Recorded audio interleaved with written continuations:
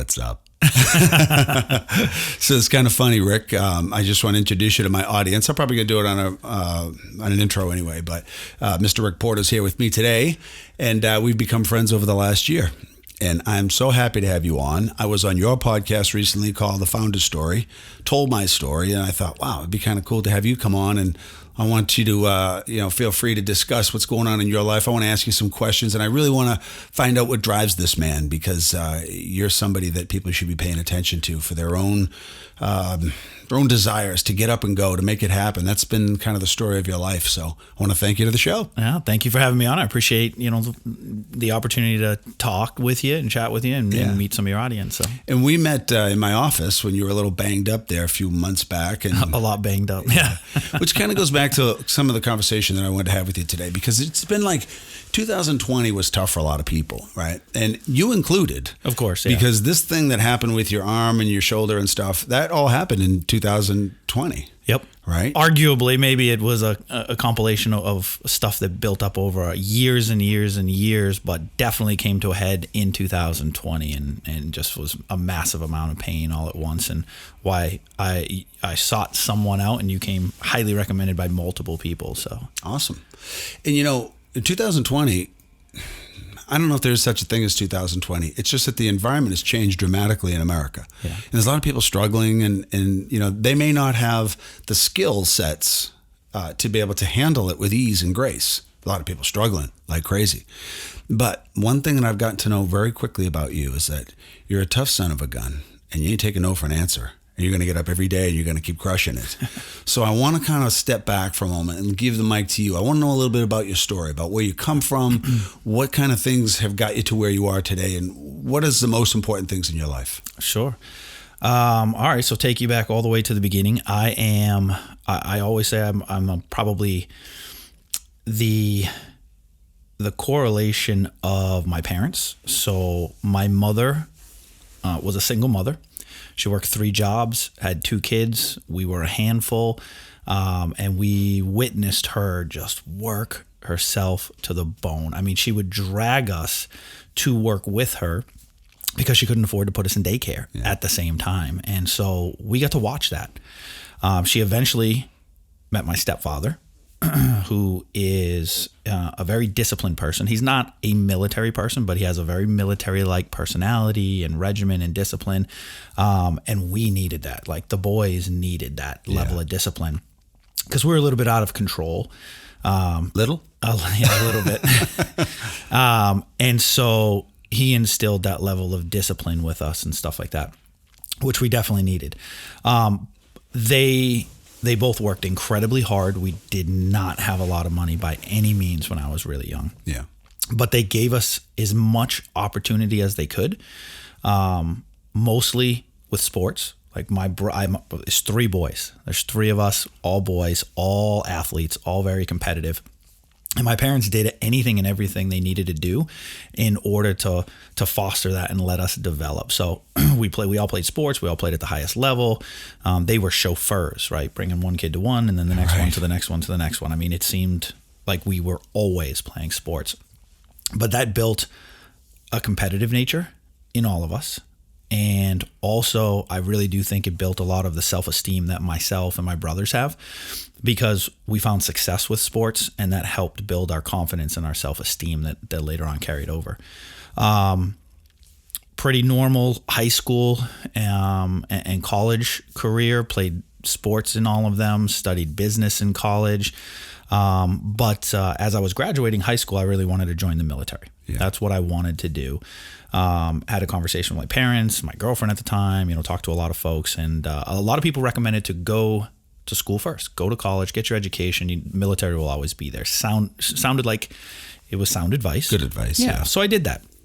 I went to school again, studied business administration, graduated, didn't go directly into the military. Actually went right into the job market and got my first job. But the entire time I was working, that drive to join the military and be part of that military was always there. And I was bringing it up constantly. And my wife at one point said, you know what? Her exact words, if you want to know how enthused she was by this decision. You were married at the time. I was married at the time. my ex-wife, punchline of the end of this story, right? Okay, My it's coming in ex-wife, advance. she said, you know what? Just go do it. You need to get this out of your system. That's how she phrased it. Oh, yeah. So we did it. And I joined the military, went through basic training, AIT, volunteered for jump school, airborne school. Yeah. So went to Fort Benning, did airborne school at Fort Benning, graduated airborne school, got the opportunity after airborne school to volunteer for Ranger Regiment, to become a part of the 75th Ranger Regiment in the U.S. Army. Volunteered for that, went through their selection program at the time called RIP, Ranger Indoctrination Program, made it through the selection program and was assigned to the 75th Ranger Regiment, 1st Battalion down in Savannah, Georgia. Wow. So moved down there, not knowing anybody, continued my military training. I went on to Ranger School as a graduate of Ranger School, which was fun. I think there was 274 people in my class at the start of the class, and I think we graduated 34. Wow. Yeah, huge attrition rate. It was brutal. It's one of those, 45 minutes of sleep every night. You get to eat once a day, and you hike with, 50 to 90 pounds on your back through the mountains all day long. I lost 34 pounds in 62 days. If you want to get an idea of what that was like. But graduated Ranger School, continued on with my military career, met my now wife in Georgia. We started to, build our relationship and eventually moved back to Massachusetts. Yeah. And she came with me, and we came up here and we started a family. And then I started my business career at that point. Holy moly, man. You've been through a bunch. We had fun. How old were you when you joined the military? I was older than most. So I think I was... Well, let me get this right. I think I was 25 when I joined, 25, 26. Yeah. And now take me to the year, because I'm trying to place it to the 9/11. So that would have been, it was after 9/11. Yeah. Okay. It was after 9/11. We were definitely at war when I joined. There was no ifs, ands, and buts about it. I was joining to go to war.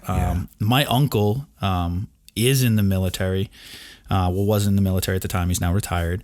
And I had a conversation with him to get his advice and his guidance. He'd been in the military for a very long time. He had served, I believe, in a couple different units. He really knew what he was talking about. And we had the conversation, what do you want to do when you get into the military? You've wanted to do it for so long. I don't want to make the wrong decisions, choose the wrong job within the military or the wrong unit and that kind of thing. And it was a very deliberate decision to take the path towards the 75th Ranger Regiment. Their mission, their primary function is to kill and capture high-value targets. Wow. They kick in doors. That's what they do. And that's what I wanted to do. And I knew that, whether I actually planned it to be a career, quite honestly, which obviously it wasn't. Right. And that's because I got a divorce when I was in. Yeah. But I wanted it to be my career, and I wanted it to be a fulfilling career and something that I would enjoy doing. And kicking in doors and chasing down bad guys sounded like at that time, awesome that's what you wanted to do. Yeah. Why not? That's awesome. So yeah, it was very intentional. Yeah. Yeah, that's awesome. So you meet your wife down there. She's from Georgia. Yeah, she is. And you brought her up here.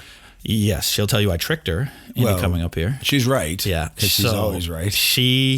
So when we had an idea that she was going to come up here and that we were going to continue our relationship even after I got out of the military and stuff like that, we came up to Massachusetts to visit a couple times. So the first time we came up, I think we stayed in Boston, right, which is beautiful, and there's so much to do, and the food's amazing, and we walked around. You tricked her. The Boston Common.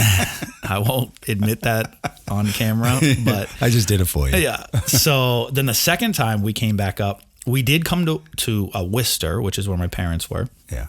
And we stayed with my parents, but we came in the fall when the foliage was beautiful. Wow. You are a conniving ranger, aren't you? It wasn't intentional, I swear. And so when we went back down and we're talking about, we're going to move and we're starting to pack and this and that, she was very excited about it. She was very, very, very excited.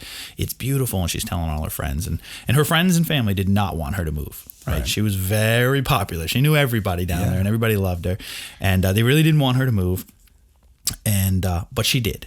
And she was excited about it because it was beautiful and the city's got so much to do. And we moved up, I believe, on February 2nd in 2010, I believe, which happened to be a blizzard. Oh, Yeah, so she we got moved that up. too. We moved up in a U-Haul. Oh my gosh! Our stuff was in the U-Haul. We drove all the way up here in the middle of a blizzard. And the U-Haul got stuck in the snow, and she didn't own a winter coat yet. Now she started to figure out what this New England weather's all about. She was not so happy on day one. So yeah, that's how she tells the story. I tricked her into coming up here. Yeah, well, you did. So, it was funny. You mentioned to me, and there's my kitty. He's fluffy. Bella. Smells my cat. What are you on me. doing? If you're just listening, my cat came in the room here and hanging out with us. That's okay. You can throw her down if you want to. No, she's good. She's very loving. I don't know if you're allergic My to cat kitties. doesn't snuggle with me. So Oh, Bella will snuggle with you for sure. That's the way she's all about. She'll stick their tail up your nose while you're at it. she's good. It's funny. Some of the simplest moments in life are the best parts of a show. Yeah. The cat. I look at this. If the camera's going the other way, you got the old one eye from the background looking at you. Go ahead, Bella. Get up there. But you had mentioned that your mom and your dad were pretty instrumental in your life early on. They gave you good skills to be able to adapt and to overcome. And is that what you learned? Did you take that right into the military? Was that kind of a mirror of some of those things? I mean, I personally think that we're all a product of our parents. Yeah. The good and the bad, Yeah. the things they did do and the things they didn't do. So I would say, yeah, of course, in the military and business and life, as a father, in everything, I derive a lot of who I am and the way I am from my parents, for sure. Honestly, for me in the military, because I went in a little bit older, I already had my first child at the time, so I had been through like that infant stage where you don't sleep at night and stuff like that. So, I went into Ranger School, which again, you don't get a lot of sleep, right? Maybe 45 minutes of sleep at night, and I'm in there and there's 18 and 19-year-old guys that are just like, oh my God, I'm so tired. And I'm like, are you kidding me? You should have a kid. Right. Like I'm rested. These are the kids that used to go to spring break. Right? Yeah. So, there's, just having some life experience made some things a little bit easier. And I'm not saying Ranger School was easy by any means, but it was a little bit easier because I had some of that life experience. Well, some people go into the military to escape some of the poor choices that they've made so they can, potentially rewrite the ship. Sure. But your ship was already right. You went in there and said, this is a dream for me. I want to do this. Yeah, absolutely. It was definitely a dream for me. We made, myself, my ex-wife, my family, my daughter. Yeah. We made a lot of sacrifices to make it happen. To make it happen. Absolutely. It was not easy on anyone. It was probably easiest on me because it was my dream. Yeah. Right. Well, I want to just drive my cat crazy here. I just wanted to say thanks for your service because it's important that we have people like you who will go out and protect our country. And it's something that I live by. And I want to give a quick shout out to my buddy. I don't know if you guys can see it over here. It says Spec Ops Tool Gear. This is a company that was created by my friend, Mark Wombolt. Amazing man. He's probably listening now. He will be anyway. Thank you, Mark, for this jersey. He gives me gear. I love the gear. Yeah, right? I like it. And he sells these vests, and they're really cool. You wear them on construction sites. The guy who's upstairs working on a second floor, and he's like, oh, crap. I don't have my laser. I don't have my whatever. He's got to go out to the truck all the time. So he made these amazing vests with power supplies in them, and you wear them. Pretty much everything you need is there. But the real beautiful part of that is he was on the podcast. We were talking about it. He said, I donate a percentage of every sale back to one of the Wounded Warrior I don't think it's Wounded Warrior Foundations, but it's one of those. Sure. Back to the wounded that come back from war. And I'm like, wow, that's really awesome. He goes, yeah, I feel so compelled to do something because I wasn't a veteran. I didn't get to go out and serve. I didn't serve my country in that capacity, but he wanted to serve his country in other ways and support and give back. I'm like, good for you. Yeah. So a quick, shout out to my friend and thanks for the new gear because I'm loving it. I wear it all the time. I go in the gym, I take pictures of it, I send it to him. He's like, you're a nut. So now, Cinch IT. Sure. This is your business. This is your baby. This is something that you're really proud of. And I know some of the guys that work for you that think you're like the greatest thing in life, and they're right. They really look up to you. So tell me about Cinch IT. This is your company. I want to know more about it. Yeah, sure. So Cinch IT is located up here in Worcester, Massachusetts. We provide computer support to businesses. That's what we do. And honestly, as you talk to people that work for the company, if they say nice things, it's also intentional. Yeah. Because we put a lot of time and effort as a team into building our culture. Right. And I don't mean that in like a generic, culture way. I mean, we literally put a lot of time and effort into it, and we bring in great people. We got great training programs. We do all of that stuff. Your cat loves me, I'm telling you. Is this a girl or a boy? It's a girl. So my cat's a boy, so maybe that's it. Oh, I'm killing myself listening to it. It's funny because you're so comfortable in front of the microphone. You've been doing this for years, and so have I. So she comes in, I'm like, what are you going to do? Yeah. I love it. But, the guys are fantastic. Yeah. You know what I mean? There's right now, and I couldn't always tell you this. I'd be lying to you if I told you we've never had issues or anything like that. But right now, like our staff, everybody is amazing. There is no weak link. Everybody gets along. It's such a great team environment. And you know what? We needed that in 2020. Yeah. Big time. Because we got through it together. It was not easy for any of us. In our business, the way Cinch IT works is it's a fixed monthly price, right? We set a fixed monthly price for the customer that they can budget for, they can plan for it. Right. And it's unlimited amount of support. And when 2020 hit and the work from home order came through, all of these employees of all of our customers had to transition to a work from home environment. So they're going home with computers and monitors and trying to connect to their internet and their home printer if they have one, and they're trying to stream, and their kids are trying to, the kids are on Netflix and the dad's on a Zoom call or mom's on a Zoom call, and they're trying to work. That's a lot of bandwidth. Yeah, so we got our ticket volume of support requests tripled, if not quadrupled, all while we made not a penny of additional revenue. Wow, yeah. Right? So my guys just had to work so much harder than they ever had before. And they absolutely killed it. They did a fantastic job. The customer satisfaction scores were better than they ever have been. And that's just a culture. Did you find that people like you started to develop more of a fan base out of your people because you went? No. Well, like your Cinch IT kind of goes.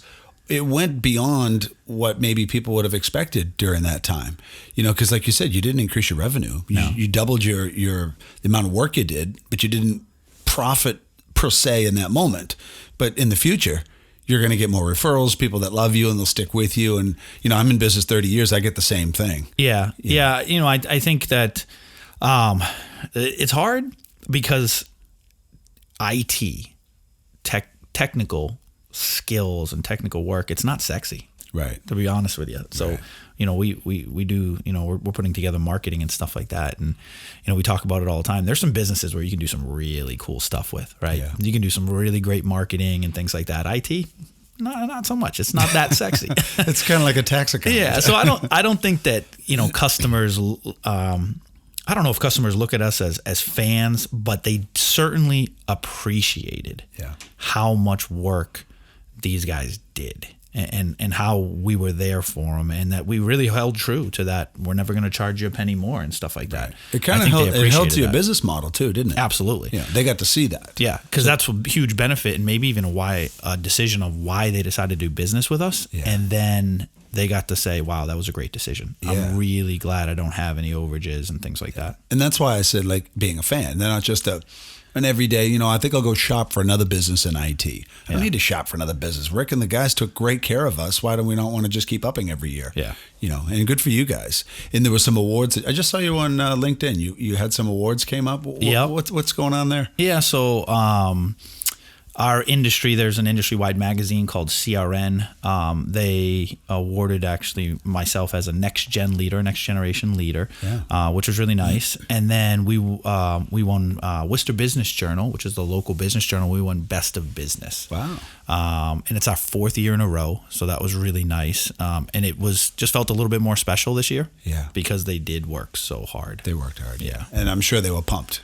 Yeah, absolutely. As well. It's nice to see a little recognition. I mean, I don't try to do things for recognition, but once in a while when you get it, it's pretty nice. Well, it's nice to know that people appreciate you. Yeah, right? Yeah, no doubt about it. Yeah. And it's those people, the people who did vote for us, and when we won, we didn't win because of myself or because of our director of technology. Right. the people that voted for the guys that answer the phone every single day. Right. They're the ones they appreciate. Like, nobody appreciates me. Like, No, yeah. You know what I mean? They appreciate the guys that answer the phone and help them out and are fantastic with them on the phone. Yeah. Those are the people that voted, and they voted for those guys, Yeah. right?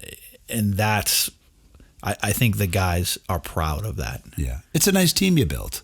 I mean, it takes somebody like yourself, the vanguard, the guy who builds it, and he strategizes the pieces together, and then you leave them alone and let them do their work. Yeah, exactly. You know, you micromanage them, and it doesn't usually turn out so well. Yeah. You know, let them. And I've always felt that if you're going to hire me, let me do my job. Yeah. Instead of trying to do it for me, what the hell did you hire me for? It doesn't make any sense. Yep.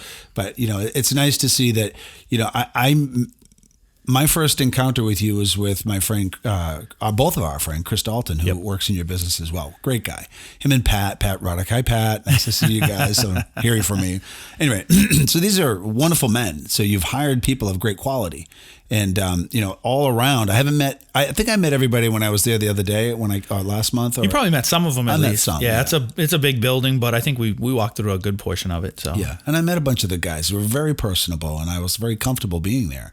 I'm like, it's a pretty good business. But Chris had told me, he said, you know what, you're such a go-getter, and this gentleman that I'm working with now, Rick, he's a total go-getter, and you guys are going to be great together. Or we'll hate each other. You'll hate each other. Yeah, I think that's how he phrased it. Those to are me, his too. words. I'm like, he said, I was telling him because we work side by side. He's the CEO of a company that I own called Worcester Interactive. He runs that company completely. They've done well this year too. They also won Best of Business. Yes. They're the best web design company in all of Central Massachusetts. They're fantastic. Awesome. Worcester Interactive. Let's throw them out a little bit of. They did my site too, so I love those guys. Yeah, they're very, very, very good at what they do. Very meticulous. Good. Yep. You know, and to the point. And when I call, I get a call back. Yeah, the hard things in life, again, right? It's not hard to just get up each day and put your right foot forward and do right by people. Yeah, it's not rocket science. Yeah. But that's exactly how he phrased it as well. He said, I was telling him my shoulder's killing me. I can't, it's going, my whole arm's going numb. I can't get through the day, and I have a very high pain tolerance. So I might have gone almost a year before I just said, oh, this is killing me. And he said, you need to go see Dr. P. He said, you guys are either going to really hit it off and like each other, or you're going to hate each other. It'll be one or the other. So funny assessment by him, right? And we're sitting here today, so yeah, we don't hate each other.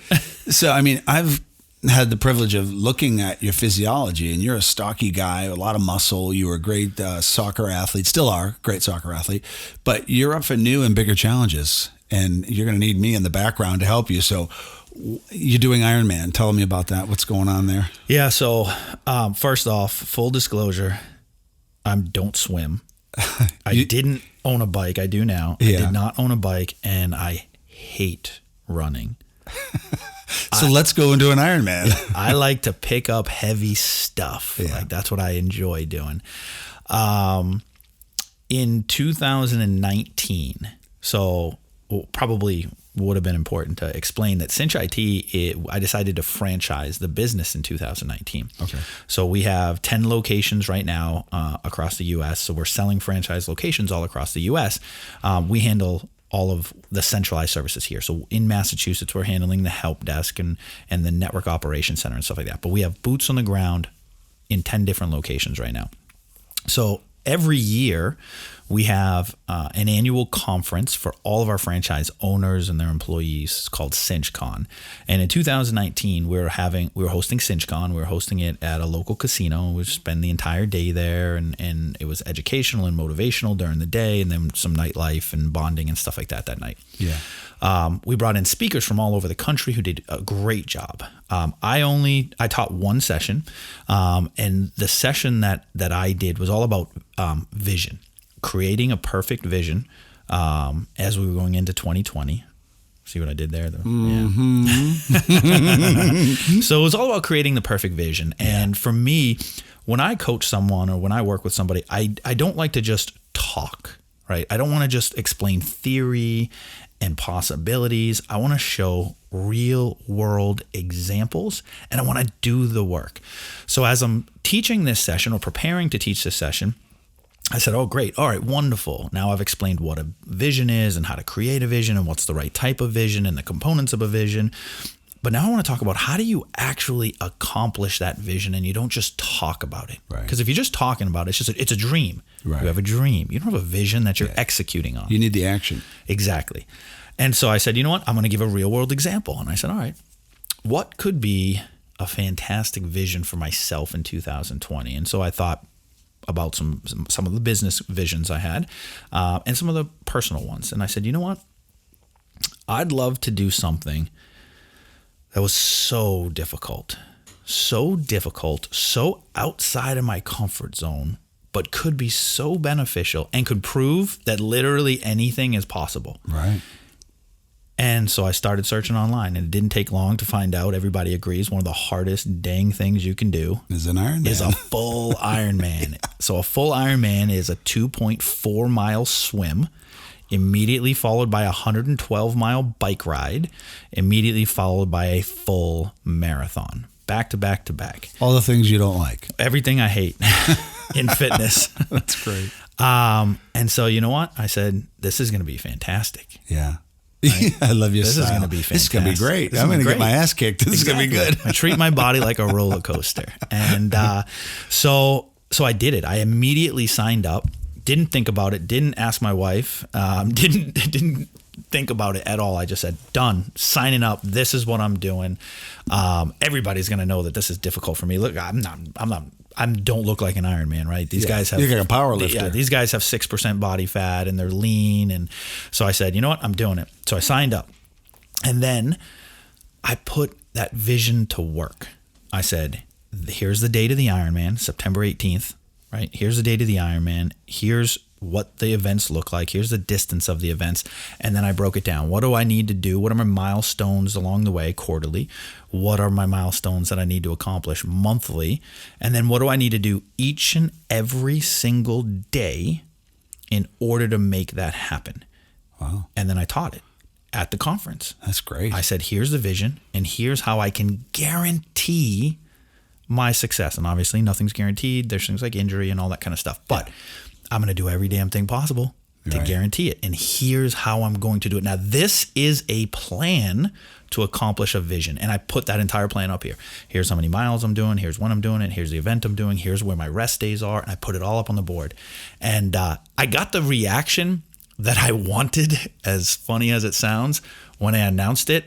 The room broke out into laughter. Just absolute laughter. Looking at you on You're the stage. doing an Ironman? What are you, insane? Now, when I announced it to him at CinchCon, I had never swam before. Yeah. Like I can swim in a pool, right? I'm not going to drown. But I not can swim with my 2.4 kids. miles. I've never swam laps. Right. Like a full lap intentionally. Right. At the time when I taught the course, I didn't own a bike yet. Like didn't own a bicycle. Yeah. And I probably could get through 2 miles at the time, but I would suffer through 2 miles because I'm squatting. I want to lift heavy stuff. Yeah. I don't want to run.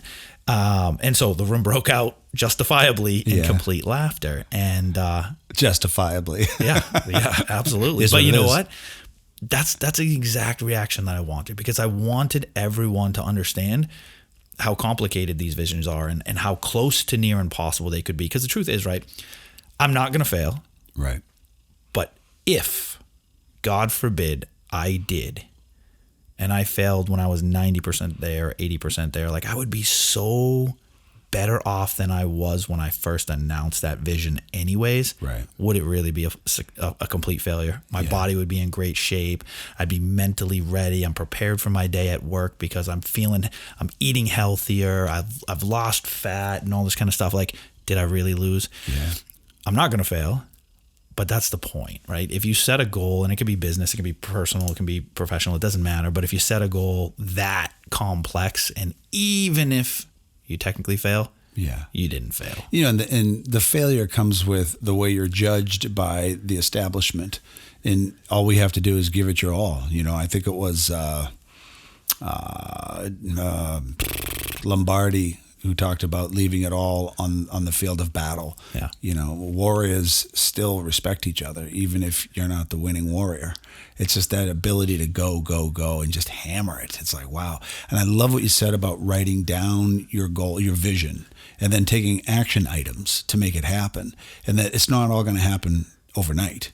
but it's a metamorphosis of the man's behavior and his psychology, which becomes his physiology, which then, as you mentioned, that really is the ultimate gist of it, right? Because you defined that at the end, I'm going to finish this race. So that's the end be all, and that's what you were going for. Absolutely. But the middle of it is like the metaphor for life. You want to be happy and have a great family, but you got to put in the time and the effort in between. Yeah. And the whole thing is a journey. So those hard days of training this happens to me, so I'm just going to assume it happens to you. When you're out there training, it's dark, it's cold, and you got to do it. There's something powerful about that, isn't it? Knowing that you're alone, but everyone else is home in their bed and they're chilling, and you're like, I'm going to take this at 100% and kill it. So I have two things on there. So one, but we're definitely sharing a lot today. Yeah. I had my son had a nightmare the other night, and he jumped in bed with me. We woke up the next morning. I was talking to my wife about it, and I said, interestingly enough, I had a nightmare too. And so I told her about my nightmare. My nightmare, and this is honestly probably because my legs were killing me for my training that day. Right. My legs were so sore. In my nightmare, I was paralyzed. My legs didn't work, and the doctor said, you're never going to walk again. And I asked him, can I do some physical therapy? Can you work with me? Can you work with me? There's a chance. Even if it's a 1% chance. And they refused to work with me. So I started doing some stuff on my own, and my legs started to work a little bit. And I started to do more work on my own, and all of a sudden I started to walk, not well, but I was up and I was walking around, and I was walking towards the doctor telling him, see, I'm telling you, will you work with me? And they refused to work with me. And my wife goes, even in your dreams, you're invincible. Even in your nightmare, you're invincible. Would you say that your legs are your strongest component of your body? So I'm sitting down on camera. Yeah. So I'd say probably my butt. I have a huge butt. So your butt and legs really are hinged anyway. Yeah, it's funny. Exactly. It's funny that you lost your legs, which is really that which brings you where you want to be. Yeah. And I honestly, I was probably so sore when I went to bed. My legs are sore most days when I go to bed. So that's probably what led to it. But, to also answer your question, what I love about it, I don't train with a partner. Right. I do see value in it, but I don't train with a partner. I train alone, mostly just because I'm a father of 3. I'm a business owner. When I train, it's 4:00 in the morning, and not too many people want to get up at 4:00 in the morning and want to go for a 2-3 hour bike ride or a long run or anything like that. And I understand that. Yeah. So I am mostly by myself. What I like about training in general, whether it's lifting weights or cardio or whatever, if you're training for a goal and you're pushing yourself, you literally fail. If you do it right, in my opinion, you fail every single day. Yeah. Over and over and over. Yesterday, 5-mile run progressively faster. When I was done with my 5 miles, I was done. Cooked. Yeah. It was a struggle. I was panting. When I got off, it was failure. It was failure. Saturday I did a 60-mile bike ride. And when you're done, it's failure. Yeah. You're like, you left nothing on nothing left. And so you fail every single day, but you learn to enjoy it almost. Yeah. You enjoy the pain. You enjoy knowing that you pushed your body that hard. You tried to reach your limit. You met it for that day, but next week your limits are just a little bit greater and a little bit greater. And so I enjoy that. That's the part I like about the journey towards that vision. It's amazing from a science standpoint when you look at muscle and you train it to failure as you do. You fail because you don't have enough oxygen and glucose to be able to handle what you're putting into it. But then you stress it, and the nervous system says, we need to get with the program. We need to build more capillaries, which bring more blood oxygen into his legs, and there's the jump. Yeah. It's a little bit each time. And before you know it, you can do things that you never thought you could do before. And I'm running into this in my own private practice now. A lot of people are like, well, I don't have time. I mean, Rick, you don't have time for anything. You have to make it. When guys like us, as busy as we are, even this podcast, we had to hammer out a month in advance to be able to come and sit down because, time is important to us. And it's one of the most precious commodities that we have. And you're a father and you have 3 children, and the time spent with them is absolutely paramount, I would assume. Tell me a little bit about how your life has changed now that you've become a dad. What are some things that your children are teaching you in spite of the fact that you're trying to teach them everything? Yeah. So my kids teach me lessons every day. The they probably have to teach them 7-8 times before I actually learn the lessons. Right. Honestly, probably the biggest lesson that I learned from my kids is about my own personality. Yeah. Is learning to be more patient. When my kids were younger, I think that I didn't have a ton of patience. I still don't have a ton of patience. But you're working on it. Exactly.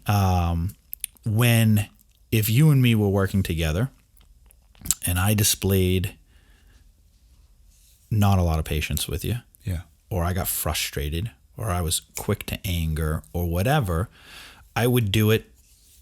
You're a grown adult. You would probably give it right back to me or whatever, and we'd go on about our day. And nothing would ever change, to be very honest with you. But for me, if I'm quick to anger, or if I'm impatient, or if I'm frustrated with one of my children who like have the cutest little faces and they're so sweet, when they look up at you and they're sad or disappointed, you learn that lesson a lot quicker. Right? Because I go, I just crushed that little one's feelings. Yeah. Right. And I really need to do that? Like, is it that big of a deal? Am I too quick to anger? Do I need to be more patient?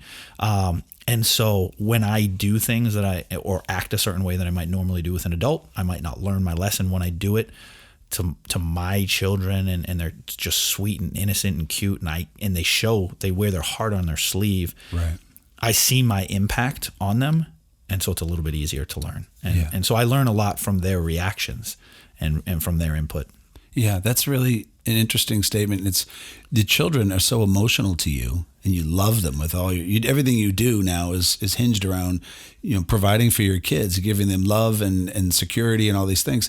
But then when we look at people that we work with outside of our family, we have to realize that they're somebody else's child. Yep, absolutely. And they feel the same way. They've over years they've learned to repress it or hide it or whatever. Absolutely.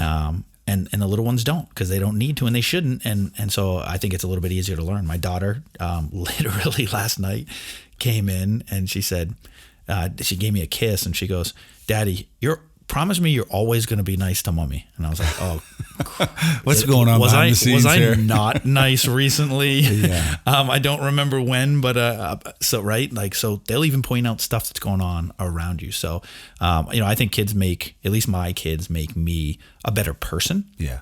In general. I think that's prophetic right there, because children, some parents are frustrated with their kids mainly because they're frustrated with their own lives, and then the kids get the brunt of that, which it stinks for the kids. I see quite a bit of families in my clinical practice, and I see this going on all the time. I'm like, I try to drop a little hint once in a while to the parents and say, listen, you don't have to punish them every day if you don't want to, because I don't want to be punished.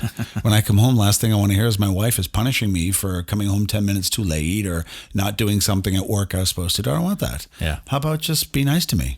It's not rocket science, for crying out loud. It's not difficult to do. And as long as we love and support each other, what's the big deal? Yeah. But then we're human. Yep. And by the way, you and I are alpha males, and we want to win at every cost because that's where we're built. Yeah. So sometimes we get in the way of our own success, and our kids take it on the chin. And like I say to the parents, listen, they're just watching you.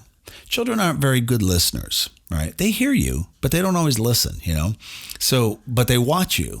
And they see what you do. So they use their two eyes and they watch how daddy deals with mommy, how mommy deals with daddy. And so like my two, I can brag for a moment. I always do. Every parent should brag about their kids because they're wonderful. My kids are fantastic. I don't have any issues with discipline or what I expect. They already know that. It's built into our home. So I don't have to worry about when my kids go out or when they, when they're spending money. They just get it. They've been watching mom and dad do it. But if mom and dad struggle, then the children struggle. So when parents come into me and say, "Can you treat my child?" I'm like, "Well, what's wrong with your child?" "Well, they have all these learning problems, and I know you do a lot of coaching and you do brain." I go, "All right, you want my honest opinion?" "Yes, absolutely. You and your husband need to get your crap together." Because right now the two of you are so fragmented and all over the place that your children are just behaving in a way that's a reflection of that. Mm-hmm. You don't have to fix your kids. You have to fix yourself. That's part of my message sitting here right now. It just came to me for the people at home. You don't have to fix your kids. What are you, nuts? You have to fix yourself. And therefore, you can't fix your spouse either. What's interesting is at the beginning of this podcast, we started when I started telling you about my upbringing. I said, I am a direct result of my parents. Yeah. And here we are talking about it again, and we're talking about it now that my children are going to be a direct result of me and my wife. Both my kids play sports. They play soccer, and coincidentally, I played soccer as well. So that's the one sport I know most about. So they gravitate towards that because dad's watching soccer on TV and dad plays soccer. And I can work with them on it. So now we're spending time together. So they enjoy that. So no surprise that they like soccer. And then I'm a very competitive person. We talked about that, and I'm doing the Ironman and I'm doing all this stuff. And so my kids are competitive. And so, my wife and myself, our job is to encourage them. Right. And, my wife actually just recorded a video I think it was like last night or the night before. My son had played 4 hours of soccer competitively on Sunday. How old is your son? My son is 7. Oh my gosh. Yeah. He plays with 9 and 10-year-olds. He played for 4 hours, and then I went to bed because I go to bed early because I get up early. So I was in bed, and my wife snuck a little video of him. Yeah. He's playing soccer at 9 o'clock at night, all by himself, talking to himself, by the way. He's like talking to himself, playing soccer all by himself in the house. The kid's obsessed with it. He loves it. He wants to be the best at it. He enjoys doing it. Yeah. And he's not doing it for us. He's not doing it because I'm sitting there going, you need to train, you need to do this. You're in bed. Exactly. I'm long asleep. But we get to be the ones that maybe inspire our children and get to kind of breed that competitiveness or that love for sports or whatever into them and encourage them when they do good things. And now he's doing it on his own. Yeah. At 7 already. And, he's got another decade. He's 17. He's applying to colleges. He gets it. He gets it because he doesn't know anything different. He just knows that you set up, like you said, you set up a plan with some action items and the ultimate, what do you want? One of the things that I do in life coaching is the simplest question. What do you want? I come in here and I hear a lot of people tell me things that, that are going wrong in their lives. I'm like, all right, I heard all that. So what do you want? Well, what do you mean? It's not a trick question. What do you want? How do you want to feel? What do you want to have in your life? How do you want the world to see you? Who do you want to be? They're like, oh, well, what? I'm like, I can't change your life for you. Change your own. You got to figure out what you want to be. But if you do come from a background, let's say you had a military dad and he took it a little too far sometimes, right? Yeah. And a lot of people have lived through this. It stinks. And then there's alcohol and other stuff that come in families. And then the way they approach life is maybe not the same as your children, maybe my children, because they were fortunate to grow up in a home of balance. So if they don't have that, then they get out into the world and they begin to struggle. I hope everybody understands this one simple concept, that you can't change anything that happened in your past, but you can be aware of the things that shaped you and then reshape yourself, because the brain is moldable. It's plastic. We used to think that the brain was, once you hit a certain age, that's it. That's your brain. No way, man. It's like let's look at your body. When you trained, you said you were training, you're going to continue to train, and your body's going to evolve, right? Absolutely. It evolves. It can go up in size. It can go down in size. It can become more efficient, less efficient. Well, that's the brain, too. The brain is an organ, just like a heart or a liver or a kidney. And some would say, oh, the brain's more important. No, it isn't. The whole thing's important. But we don't talk enough about the brain and the fact that it's going to change in time. So the athlete like yourself and myself, we want to win. And that's kind of who we are. We're built this way. Then we have these beautiful little children that come into our lives and we go, oh, I want to be soft. I want to be vulnerable. I want to love them. And they bring us to a place, right? And I'm sure this has happened to you as well, where we're so adult-like that we're screwing up some of our own stuff. And you go back to the kids and they're like, they just say it so simple sometimes. I'm like, it was said to me once, I forget who said it. They're like, children come into the world the smartest people on the planet. They've got genetic events that are tied into their genes for the last however long man has been here. Then they're born, they come in, everything's working, and then we screw them up because we're parents. Parenting screws them up. I'm like, huh. So here we are in our, middle years of our lives, and we look back and we go, what is this all about? It's about trying to make other people's lives better along with us kicking ass, right? But if you leave one of the two out, you're only half the man you needed to be in the first place. And getting to that place and getting to help other people brings purpose. Even if you blew off a leg and you happen to be in the military, you lost a leg, that's a horrific injury for a person.